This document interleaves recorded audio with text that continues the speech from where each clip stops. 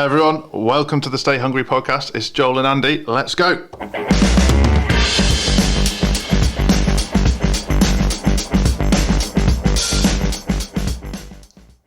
Andy, how you doing? I was doing okay till I remembered we're actually being videoed, so I was there sort of like cheesily, like dad dancing to our cool new intro music. Like a parrot. And thought, shit, there's a camera over there. I must remember that.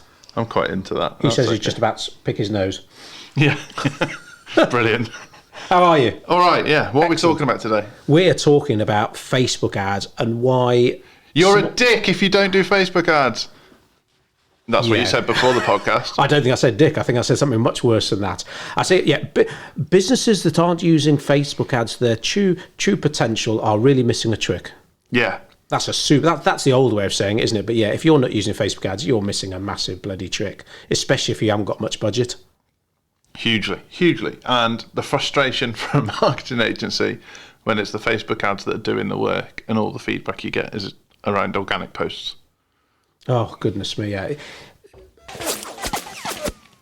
What was that? Is that lightning? Shots fired. Oh, shots fired, yeah. So organic Facebook. Okay, if you are a news agency and you can report on any kind of story in any industry going on anywhere in the world, you can get away with not using Facebook ads. You'll reach and engage with enough people.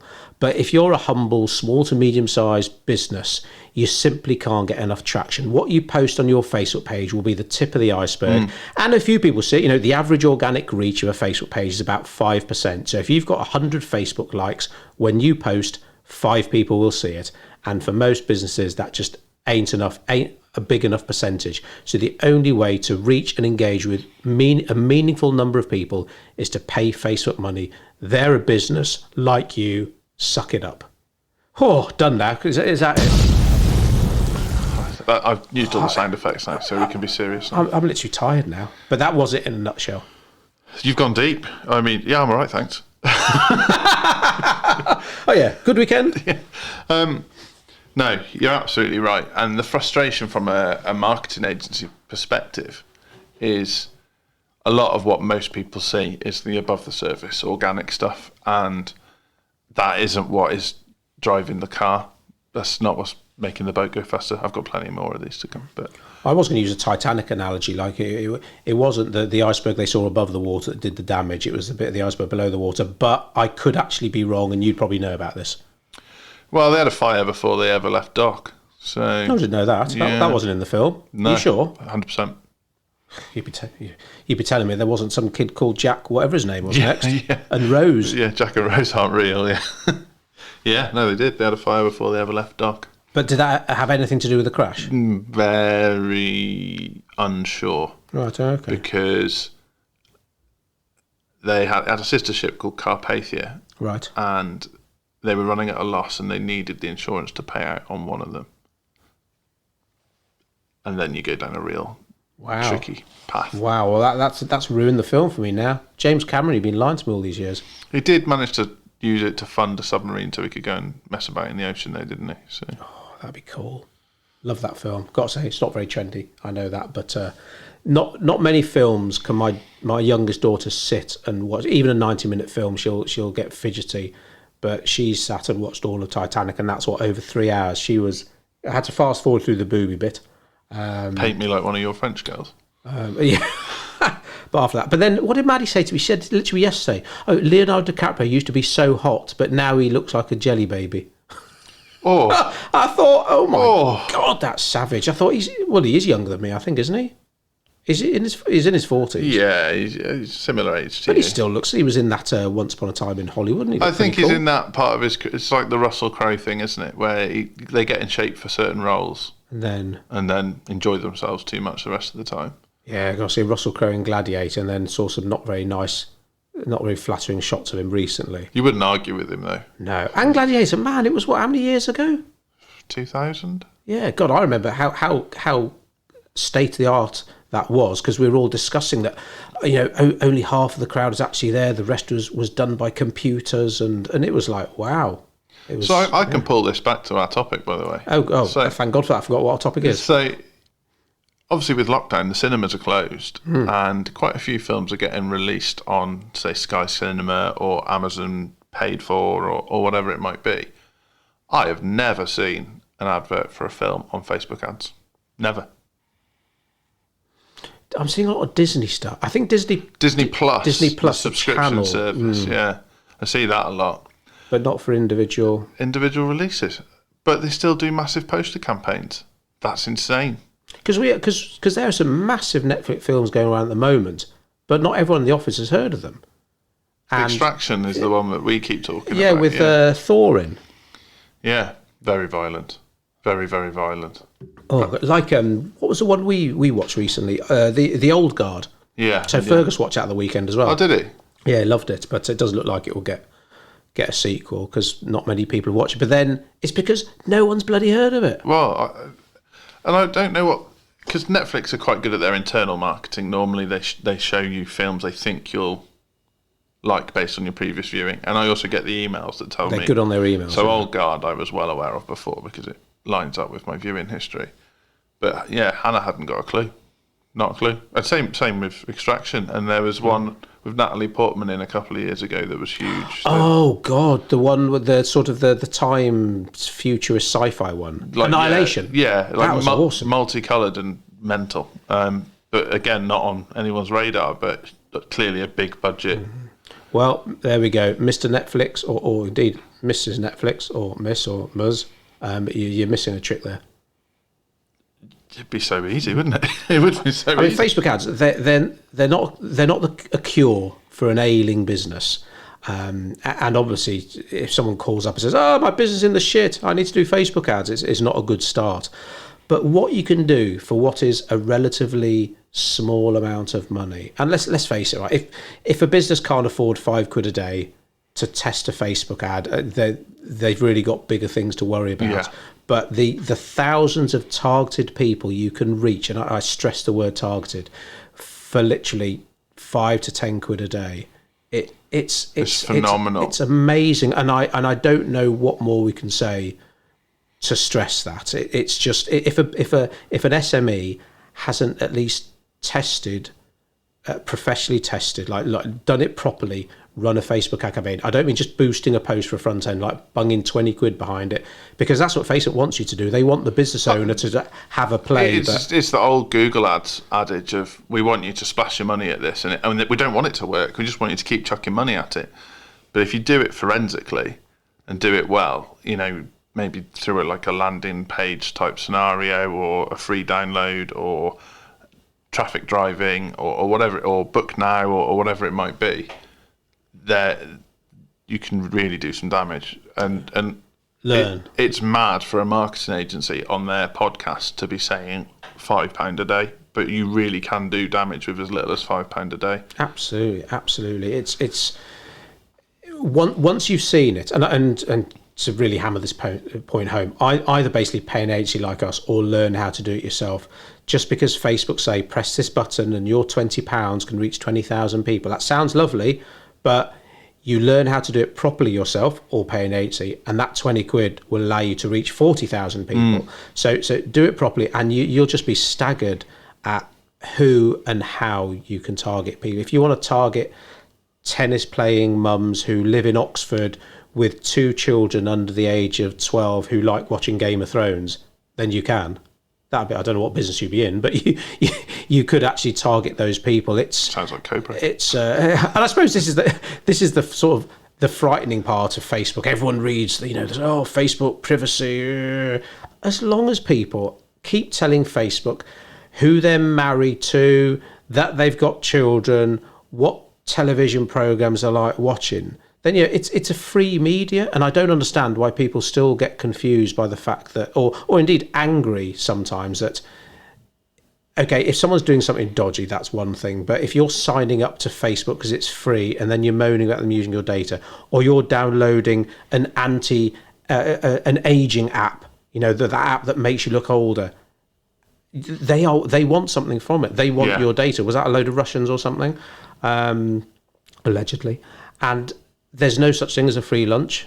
And I think to counter that kind of privacy intrusion argument as well, they never tell the marketing agency or the company who you are. they know your characteristics, and they know what you're doing, because that's the information you've given them. But they're not sharing that information with us. They just serve our adverts to the right people based on what we've asked them to serve. Yeah, to. Yeah, absolutely. That's something we do have to stress to, I suppose, clients who aren't too Facebook savvy, is that Facebook will know who these people are. We won't. So I can't then call these people up or email them. I can just serve them ads. Yeah, and I think that's a really important point. And we're not in the business of pulling private data from a platform. We're just using that. It's like a Nectar card. And Sainsbury's will send you vouchers based on your shopping history.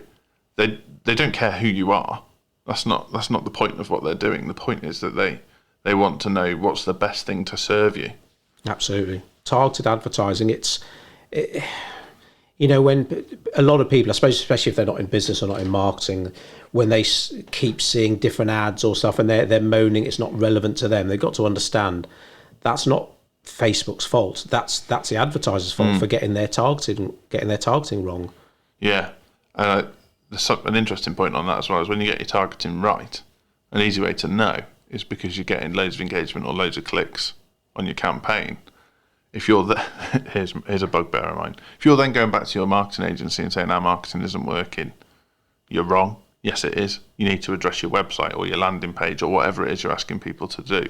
Because if you're getting clicks and people are engaging with those ads, the problem is wherever you're taking them to, not the campaign itself. Yeah, the final link in the chain, we talk about that a lot. It's like, yep, brilliant ad. It's driving people to a landing page that looked like it was designed and written by a 4-year-old. A good marketing agency will address that first. They won't just take your money and run an ad campaign. They'll give you honest feedback on where you're driving people to. Yeah.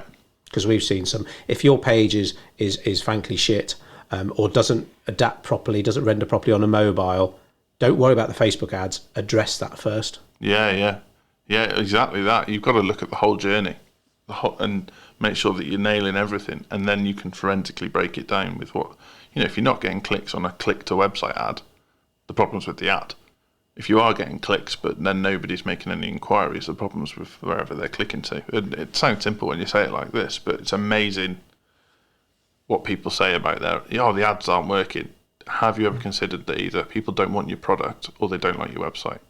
Well, no, because that hurts to look at it like that. Yeah, and we've had to have a couple of tricky conversation with clients where you have to say that, listen, there are some things that need tweaking on your website. Now, if they've just dropped 10 grand on a brand new website, they're not going to want to drop another 10 grand to get another one done. They're going to have obviously an issue to take up with their web designer. But a website that looks pretty but doesn't do what you want it to do to the people who are most likely to buy off you, again, that all needs addressing before the work starts. Well, yeah, we've just taken on a new client and we'll be doing Facebook ads with them amongst other things. And I literally said in the onboarding email, I know you're getting your website redone. Don't hesitate to involve us in that process, because we're likely to know the things they're going to need to make sure their campaigns do what we say they're going to do.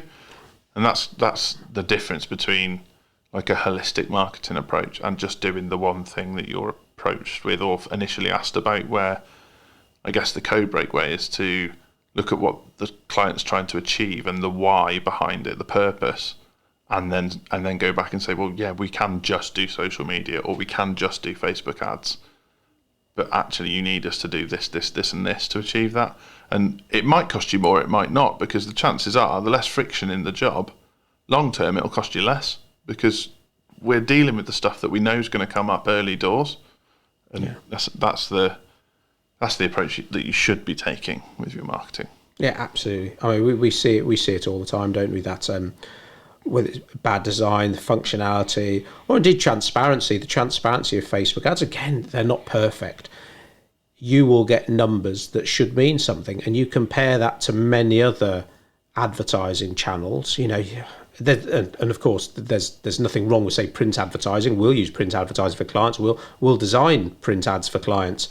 But sometimes to be able to know, okay, well, how many people actually saw my magazine, and how many of those are actually in my target demographic, and what do they then do after well, they're all questions you pull a number out. You won't have a clue, and you've got to be okay with that. If you're going to commit to, I don't know, a 12-month magazine campaign, say, yep, okay, I know roughly how many people buy this magazine or subscribe to it or get it free through their door. And so I'm happy with the price to put my company in front of those kind of people. Yeah. And that's it. Don't call that magazine up every month saying, right, how much business has it given me? And do you know what that reminds me of? Obviously, we're both old enough to remember a time before digital marketing, and the amount of people that ran magazine How rude. Well, you definitely remember. There's how many people ran campaigns the old way, so printed media, and didn't use call tracking numbers, so they had no idea if people were calling from that advert or from something else they'd done. And now, with digital marketing, everything is attributable. You know exactly where that click's from or exactly where that inquiry's come from. And even still now, there's people running campaigns and they're not tracking where it's coming from. Where if, easy for a marketing company to say, you look at a Codebreak campaign and someone that ends up inquiring, we can go all the way back to the first time they ever encountered Codebreak. We know what journey they've been on. And because we've put the systems in place to measure that. And, chances are they probably have come from a Facebook ad, to be fair. But I'm trying to think of a client, of a retained client, where Facebook ads aren't included in what we provide, because they're just such a good... even if they don't want clicks and stuff, in terms of brand awareness, reach, just to almost like bung a couple of quid a day, just let an ad run. Remarketing. Yeah, remarketing. Wow. Do you want to explain what that is? Does everyone know retargeting? They should know retargeting, remarketing, depending on what platform you're on, that's what it's called. But essentially, if someone's engaged with your business before, might be on your website, might be your social media, might be sent you an email, depends to how you're approaching it. You're serving adverts to people who have interacted with your business before, because they're a warmer lead than just going after cold leads. To the point where we received an email on Friday from our this was actually Google display remarketing, but same principle. You must be spending a fortune on your remarketing because I'm seeing your adverts everywhere. Well, we're spending significant sums on our remarketing, but I wouldn't call it a fortune. And I'm delighted that you're seeing my adverts everywhere. Whether you're going to buy from us or not, I'm not sure, but it certainly sounds like from the wording you've used that you're in our target demographic. And so, great. That's the best testimonial I've ever received. Thank you very much. Brilliant. It comes back to, I suppose, control, doesn't it? For you to be in charge of your marketing. For you, because someone comes to your website and bounces straight off, that's someone you just don't know. You have no power or control over. They just go off and buy off a competitor, and you'll be there in blissful ignorance. Yeah. So what are people doing to stay in touch with all those people that were interested enough to come to your website in the first place, but for whatever reason they don't inquire or purchase there and then? Because we know seeing something once just isn't enough. No, 8 is the usual number that's bandied about, that you need to see something 8 times before you make a decision. And obviously there's, especially since lockdown, there's been so much more noise to cut through. You need to be okay with sticking your head above the parapet repeatedly, and be okay with the fact that you have to do it so much you'll piss a few people off, like we have with some of our competitors. Yeah, absolutely. And if you're not sure about that, take a step back and think about it from a user perspective. So we've quite recently bought 2 new laptops, and that process, due to interruptions, due to running the business, due to having to podcast, having to record videos, whatever it might be, that's probably been a 2-week process. So I know for a fact that there's companies we looked at on day one of that process that we didn't buy off because they didn't catch our eye, or they didn't, and yet the one we have bought off, I can't get away from their adverts. They're all over me everywhere. And I'm not saying it's just the adverts is the reason we bought, but it is one of the reasons. And then once we were in their funnel, they've contacted me nearly every day to make sure the process is going okay. The difference between them and the 2 other people we looked at is it's a huge gulf, and yet I'd probably say that they're spending well, I know for a fact one of the other companies is spending a lot of money on print advertising. Oh, really? We saw them in the back of a magazine, didn't we? Oh, of course we did, yeah. But there's no follow-up. So went and looked. Their website didn't work properly, so one, we couldn't make an inquiry anyway. You were kind enough to tell them their website wasn't working properly. They still didn't get in touch. Oh, that's such a bugbear of mine now. Like, most business owners will will moan about not having enough inquiries or sales, even when things are really good and things are really busy. But how many times have we left voicemails or filled out online inquiry forms and no one gets back to you? So literally, this company you're talking about, they spend a significant amount of money on print advertising, and they've got one call to action. The call to action, and that's a great thing, have one call to action, make it super simple. We talked about that in a video recently. I want you to do one thing: fill out this form, we'll get back to you. Filled out the form, no bugger's got back to me. So guess what? We've given our money to someone else, but they won't even know. This company are, again, blissfully unaware that they've lost business. So all I can assume is that they're super successful, multimillionaires, and they don't need any more money. Yeah, where this other company, the exact opposite of that scenario, to the point where it's almost like they've held my hand through the whole process. And who are you going to recommend now when someone wants to ask about laptops? Exactly. So I've become an advocate of that business. And it hasn't all been plain sailing. There's bits and bobs that we've had to sort out along the way, as you do with massive spends. And they're just there. It's like, all right, great, cheers. I know all their names as well. It's brilliant. And the difference. And they've achieved, I'd say, 75% of that through Facebook ads. Either retargeting me after or targeting me before. And just that whole process of it ticking along. That reminds me, actually, we should definitely do a podcast about making your marketing more personable. Yeah. There's so many, not just systems, but so many processes and apps and software you can use now to make your marketing more personable, because that's becoming key. When you've got like a million different competitors all fighting for the same slice of the pie, what can you do differently? And to be honest, at the moment, one of them is having a more personal approach, which a lot of the big boys just simply don't do. We're back to that whole like shopkeeper who knows the name of every one of his customers and the name of their dog. That kind of whole like, oh, it's your birthday next week, isn't it? Or have this week's milk on us, or whatever it might be. It's that whole building a relationship with your potential customers that certainly a lot of the big boys are bad at. Some of them are brilliant at it, but not many. And an opportunity for small businesses to do really well, because their chances are their client pool or their prospect pool is that bit smaller, and you can start to gather that information. Something we do is make sure we know all the important dates in our clients' diaries, because the opportunity to touch base. Absolutely, and sometimes that will involve a little bit of time and effort, but that's great because it means most of your competitors can't be asked to do it. So I mean, I've got to say, we're getting a lot of CVs in at the moment. People are just seeing our marketing and stuff like that, but they're asking for jobs. I'd still say that 3/4 of the covering emails we get start off with "Dear Sir / Madam." It's like, oh my God. Failed. Oh my God. Our names are literally all over our website. Put a bit of time and effort in and make your approach more personal. Because straight away, if I get an email off anyone and it starts with "Hi Andy," I am more likely to read the rest of that email. It's almost, if it starts with "Dear Sir, Madam," I'm probably not going to get very far. And that's not just me being snotty about anything. It's just we would rather hire on attitude rather than aptitude. And if straight away you're telling me you don't know my name or couldn't be bothered to go to our website and find it out, I can only assume you're either lazy or not as knowledgeable as you need to be. Incompetent. Yeah, or you're just copying and pasting the same email to every other marketing agency around. That frustrates me. The amount I've had that have got a different marketing agency's name in it. Oh God! Yeah, I got a LinkedIn message like that the other day actually, and they'd actually left the brackets that said "insert First company name yeah. here." It's Yeah. like, oh my God! Now, how do I point that out to him helpfully without looking like a twat? Always difficult, but it's like, man, if you're sending that out to other people, somebody's going to screenshot that message, post it publicly, and so I had to do it, and I had to let him know why, because I just don't want anyone screenshotting you and making you look like an idiot.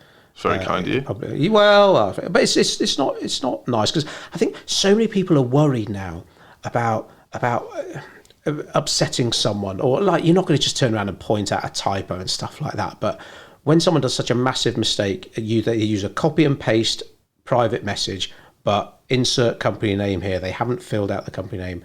You think, right, well, he's going to be sending that to loads and loads of...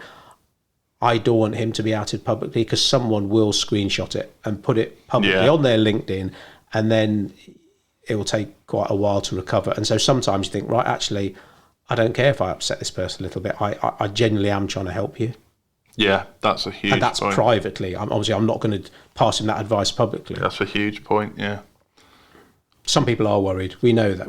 No one, if you want someone's genuine, here's another tip. If you want someone's genuine opinion, never ask for it on social media, because I guarantee I could design the shittest piece of marketing. Oh, I've designed a new leaflet for a client. What do you think, everyone? Loads of people would say, "Oh, it's wonderful." How much rubbish I see.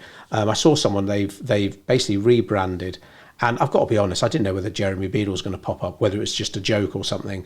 But their new logo, I just could not believe how shit it was.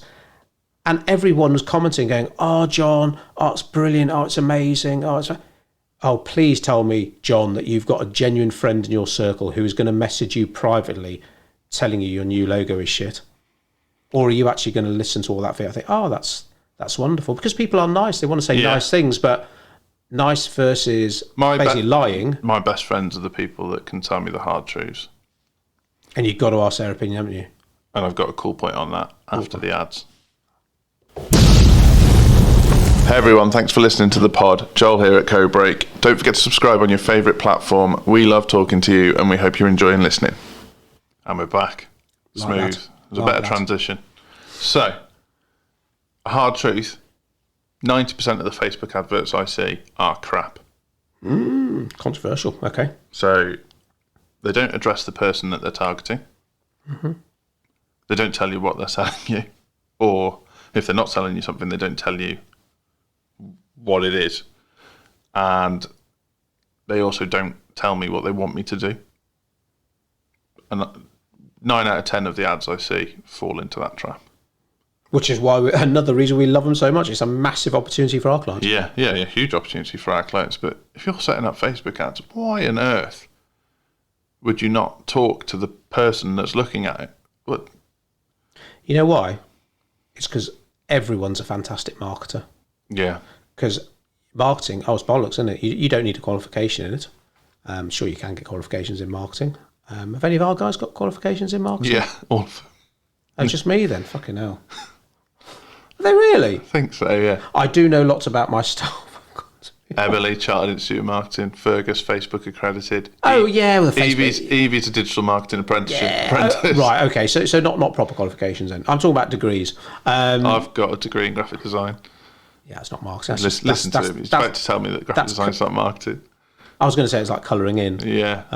But yeah, I'm sure you can get like proper qualifications in marketing stuff. Note to self, don't let Andy on the podcast anymore. But I think everyone thinks that they are a brilliant marketer. Like, I mean, does anyone really want to say they're a shit marketer? Not many people want to put their hands up and admit to that. I'll go out on a limb here. Go on. If you're not addressing the audience that you're talking to in your advertising, you're not good at marketing. If you met a business owner that has put his or her hand up and said, "I'm not great at marketing," obviously some, but not many, I'd say. I think most people like to think, "Oh yeah, I'm great at Facebook. I am." That's why so many businesses do their own Facebook. The ones that normally tell me they're rubbish at marketing then tell me how they like to do their marketing. So. Oh yeah, God, I remember I got one on LinkedIn. Yes, I need some help with Facebook ads. Okay, what do you want to do? I'll give you some quick free advice. I said, right, I think you need to do an X, Y, Z. No. I want to be running a Facebook ad for this. I want an audience like that. I said, well, fucking do it yourself then. Why the hell are you asking me? Blows my mind. And that's quite a regular occurrence. This is how I'd like to do our marketing. Is that the right way? It might be. But what are we going to do to test that? Well, this is what I want to do. I don't pay my accountant to tell him how to account. Yeah. I don't pay my solicitor to tell me how to solicit. Or legalise, solicit, or whatever the word drugs. Is that prostitution? I don't know. But yeah, it's a marketer should be no different. But again, you need a professional qualification to be a solicitor and accountant. You don't to be a marketer, although you can get diplomas and stuff. Yours is experience.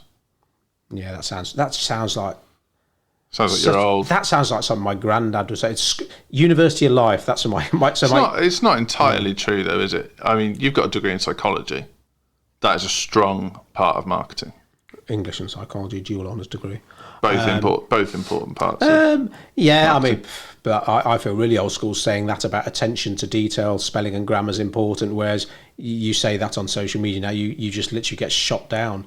But my attitude is, and the guys know it here, that the one person who does care where an apostrophe goes, that could be your next biggest client. And on the psychological side, fail to address someone in your marketing, how the hell do they know you're talking to them?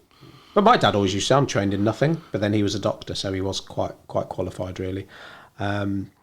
But marketing, when you can see the good it does, when you think about, I know some of the business owners that have gone from running a part-time business to full-time, they got staff now running the ship, and they're off in their holiday home in Egypt, spending time with their kids. That's what marketing should be about. It won't always work, but unfortunately there are never any guarantees in life. But to allow people to do what they want, whether that's work on their business, have someone else run their business, or in fact grow their business and sell it and retire, it's wonderful to see. And so if we can help people do that cost effectively, and Facebook ads are at the moment, for the long haul, I think they are probably the most cost effective advertising platform that can be incorporated into pretty much any marketing strategy. Yeah, and I guess the common misconception is that Facebook ads are only on Facebook. Good point. So when we're talking about Facebook ads, we mean audience network, we mean Instagram, we soon mean WhatsApp, we mean Messenger. Facebook ads show almost everywhere online, if you want them to. Yeah, so chances are if you see an advert on a website, it's either hosted by Facebook or Google. They are Google. The Google, like you mentioned, the Google retargeting ads we're running at the moment.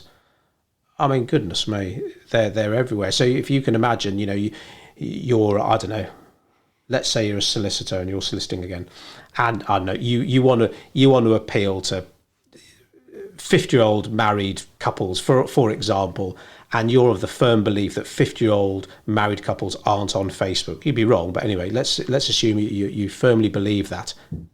It doesn't matter, because when your 50-year-old married couples are there on the Empire website or eBay, whatever it might be, oh, there we go, there's one of your ads popping up. So it doesn't matter whether your audience is on Facebook or not. Yeah. And that's something well, I know I still forget to probably remind clients about. It's massive. Hey everyone, Joel at Codebreak. Don't forget, we offer a consultancy service, so if you're struggling with your business mindset, your marketing mindset, getting those sales through the door, don't hesitate to hop onto codebreak.co.uk and book a discovery call with us. We'd love to talk to you.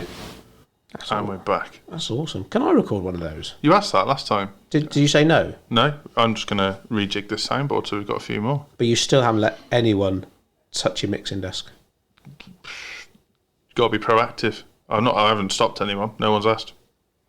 Has no one asked? Nobody's asked. Man, they're in for a beating. This morning... I'm joking. You're not allowed to beat your staff anymore. I know that. Here's a little insight into what goes on at Codebreak this morning. Who's coming on the podcast with me? It's like tumbleweed until you volunteered. You know why? Terrified of touching this stuff. I know what they're terrified of more. Me. Actually, yeah, that was the number one now. That wasn't the thing. Being filmed. It's the camera. Since we started filming it, we had this before. And our team are, let's face it, absolutely bloody awesome. But we see this with clients all the time. Getting a photograph can sometimes be challenging. Ask them to get a video, to have a video of themselves. Get in front of the camera takes, and we'll just need to work with them on that. And let's face it, they're all better looking than we are. So they should have no problems. Get in front of the camera. They're confident enough to be filmed. We just need to work with them on that, because let's face it, people won't want to see me and your mugs all the time.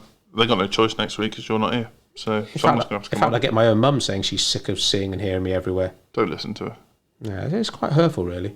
But my mum's pleased to see you. Oh God, I've sworn, haven't I? I bet she'll be watching this one, and I'm blasphemed. She'll usually message me afterwards to tell me off about my language. So, if you were speaking to a new business today, so someone who's never encountered Facebook ads before, what would be the three things that you'd tell them? They're the most cost-effective advertising platform anywhere. In my 25 years of marketing. 372.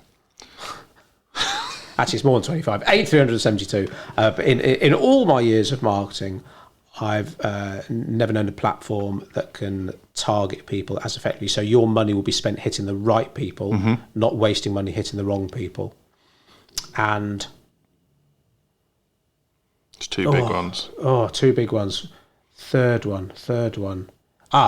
They are totally accountable, so you'll know what your money is doing for you. Whereas the old thing, was it John Wanamaker said, American department store owner back in 1880 something, I know that half my advertising works, I just don't know which half. Yeah. Which we're still quoting now. But Facebook ads will show you, if they're done correctly, what's happening with your money. Yeah. And that's a really important thing to think about when you're building out your marketing campaign, because we know as a marketing agency, brand awareness is hugely important, but it's not a very tangible. It's very difficult to say, you know, in general, X many people have seen this billboard, where Facebook will literally tell you how many people it's reached and how many times they've seen it. I still say that's one of the hardest challenges I have in our game is concisely explaining why brand awareness is important. Yeah. And like you say, 50 million people saw my billboard, didn't sell me any houses, for example. Yeah. It's quite a hard argument, but it's like, okay, well, name a big brand, what car do you drive, whatever. Yeah. They all pay for brand awareness. So obviously KFC and McDonald's have both opened up at exactly the same time. And one, obviously both spending a fortune on advertising, but one's incredibly good at brand and one's not so good at brand. And guess which one's got the biggest queue at the drive-through? And where I live, they're next door to each other. And because it's such a consistent message all the time. One thing I say to clients, and I think this is a good way to explain it, is brand awareness is getting you to a point that when you meet someone for the first time, they feel like they already know you. So so brand awareness for BMW. You go into the BMW showroom and the sale, they're 75% of the way there, because they know that they're going to buy a fast car, that's a quality car, comfortable car. No indicators. Oh, yeah, I drive a BMW. I indicate all the time. In fact, my pet peeve is people who don't indicate at roundabouts. I hate it. I had an argument with somebody about that last week. I can't say who they were, but I was. Who drive a BMW? No, it doesn't drive a BMW. Oh, okay. But I was just following his car, and when he turned right at roundabouts, he never indicated onto the roundabout. He only indicated off the roundabout. Why would you do that? Well, so I said, why would you do that? He said, well, you should know by my road position where I'm going. Well, so I have to assume... Oh, sorry, was this road rage, you mean? You were talking to the driver? No, I know the person and happens to be behind me in the car. Right, okay. I'm not interested in road rage. So he's one of these psychic drivers? Yeah, he wants everyone... Well, if I was to take the approach that everybody's road position is what they're going to do on the road, I'd have an accident every day because... Yeah, people are idiots. Yeah. So, fucking use indicators, that's what they're there for. Yeah, I was like... What car do you drive? A Peugeot, so it doesn't count. I don't think there's anything about... Maybe the indicators don't work. I don't know any funny jokes about Peugeots. But... So you can't say anything about them being French? No. Please don't. Do you want to have to start recording this one again like we did the other week? Yeah. So I just don't understand. And it's a bit like the call to action in your Facebook ad. If you're not addressing the people that are looking, what are you doing? You'd fail your drive. If you fail your driving test for doing it, why are you doing it? It reminds me. So when looked like lockdown was going to happen, when people went crazy for loo roll and hand sanitizer. So I went to the shops and there was one pack of hand sanitizer left, and there were, I think, like 10 bottles of hand sanitizer, and there's 4 of us in our family, so I bought 4. Took them home. And anyway, having a conversation with my mum later on, and she, I'm running out of stuff, but people are going mad. They're just hoarding. It's terrible. It's terrible. She goes, have you got any hand sanitizer? I said, well, I bought 4. There were 10 in the shop. Why didn't you buy all 10 then? And I said, Mum, listen to what you've just said. You've literally just contradicted yourself. So it's like the old Ben Elton joke, is I want everyone to have a job. If there's one parking space left, I want it. And you got to practice what you preach. It's like, so yeah, sorry about that, Mum. You had to make your own hand sanitizer, which is a good skill to have. Yeah, we did that. Did you? We did that, yeah. Used alcohol and aloe vera gel and something else, and job done. Blimey. Did it kill 99.999% of bacteria or whatever? I've let myself believe that it does. Oh, that's really cool. That's enterprising. Yeah, we didn't sell it. Just wasn't going to go get in the queues for bloody blue roll and hand sanitizer. That was mad, wasn't it? Madness. I mean, I haven't been using leaves to clean up after myself. We did have some blue roll in the house. But It's right. So we subscribe to a loo roll provider called Who Gives a Crap, and they're great because they donate a certain amount of their profits to build toilets in the third world. Yeah. And we got to talk about personable marketing. We got a nice email from them saying, obviously, people are going crazy for loo roll, but rest assured, our customers are going to carry on getting their loo roll. We will look after you before the new sign-ups. Yeah. Where it's so easy, isn't it, to forget your existing customers and just take all the new money. Go after the next shiny big thing, look after the prospects. Where it's like, no, got to look after clients ahead of prospects. And we're a customer for life. Unless they do something stupid like double the price of their loo roll, we're gonna stay with them. Who Gives a Crap? Really cool company. That is cool. That's a really cool one. Really nice. The minimal boxes, aren't they? All recycled material. All recyclable. Like I say, donate the money. The qualities, that's for wiping your arse with. It's like not like old school tracing paper, toilet paper that probably no one has a clue what I'm talking about. I do. I know what you're talking about. Yeah. What was that about?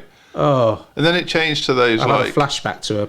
Did you ever have those green sheets as well that came like a sheet at a time out of the dispenser? They're like for drying your hands. For drying your hands. Oh, drying your hands with. Yeah. That's horrible as well. Tracing paper, toilet paper. I mean, what the hell?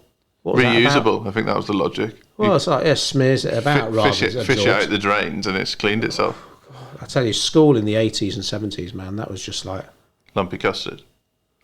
Yeah, my mum took me off school dinners quite quickly. Really, yeah, it was just like that, shit and chips every day and lumpy custard. So Jamie's done everyone a favour, really. Yeah, he gets. Yeah, well, I know you. Sometimes people have a go at you when you feel sorry for a multimillionaire, but he's done a lot of good. He's done some bad things, of course, but who hasn't? He's done some good stuff. Yeah. And sometimes I think someone just gets. He's on a pedestal. Easy to throw shit at. Wes, what did I say about Rolls Royce? Was that in last week's podcast? About if your neighbour gets a Rolls Royce in America, everyone gives you a round of applause and wants one. Over here, they want to hope you set smash your windscreen. Yeah. Oh dear, we're putting the world to rights again. Facebook ads, right? What else haven't we covered on Facebook ads? Oh, we've covered all sorts. I mean, obviously, different types of Facebook ads. You can get people to message you. You can click through to your website. Dynamic. Oh, dynamic ads. Conversion. That's a good. Yeah, so we do that for a few clients now who are giving like PDFs away or stuff, because asking people to subscribe to your newsletter is good. It's better than not asking people to subscribe to your newsletter. But nowadays, people want an incentive to do something, whether that's right or wrong. So generally speaking, if we're doing a sales funnel for a client, and signing up to a newsletter, we got to give something away first. So give away our top 10 facts for writing your own will or whatever it might be. And we can actually run a Facebook ad that converts on that PDF. So this is how many people got through to the landing page. Here's how many of them actually converted into downloading the PDF. And I can tell you the cost per conversion. Unbelievable. And then the beauty of that, say, I don't know. Do we sound really sad? You do sound a bit sad. But imagine knowing that it costs you £7 to convert someone, and once they're in your funnel, 1 in 10 people in your funnel turn into a sale. So that's £70 per sale, and your sales are worth £1,000. If you said to somebody, for 70 quid, I'll give you a £1,000 sale, they take it every time. So that's the logic. And then we're fortunate as well that obviously we've got a couple of Facebook account managers, so we know what's coming, and we know that there's big changes coming and some really cool things coming up, and we're right on the cusp of that, and we're going to be able to offer it to our clients early doors. It's developing all the time, whether you like Mark Zuckerberg or don't. Facebook ads are there for the taking. You've got to be realistic and you've got to know your maths. So if you want to, I don't know, if you sell a product for £100 and your goal is to sell 10 products a day, you want to make £1,000 a day, you can't really ring us up and say, I want to spend £1 a day on Facebook ads. Those maths don't stack up. To what are you prepared to spend to get that £1,000 Yeah. in. That's how to start planning your Facebook ad campaign, because I know we've said you can do miracles for £5 a day, and you absolutely can, but you need to know what is a new client worth to you. Yeah, and what are you willing to spend to acquire that new client? So and people often get that wrong, what they worth to you, because if the first transaction is £1,000, they go, well, they're worth 1,000. No, they're not. They're worth the lifetime value of that client. So how long will they stay with you? How many times will they make a transaction with you? How many people will they refer you to? And then you start to build up a real picture of what they're worth. And then you can just, can you hear my stomach rumbling midway Is that your through? tummy? That's Goodness disgraceful. me. It's nearly lunchtime. Are you still missing breakfast then? Yeah. Yeah, like me, it's hard, isn't it? Yeah, it must be 1 o'clock now. But Oh my God, 1:20. yeah, I knew I was hungry. Right. So yeah, you need to Do the know. maths. You need to know what someone's worth to you across their lifetime with you, and then how much you'd be willing to spend to acquire that. And that's revolutionised our spend on our marketing. Like, we spend a lot on our marketing, and every penny is worth it.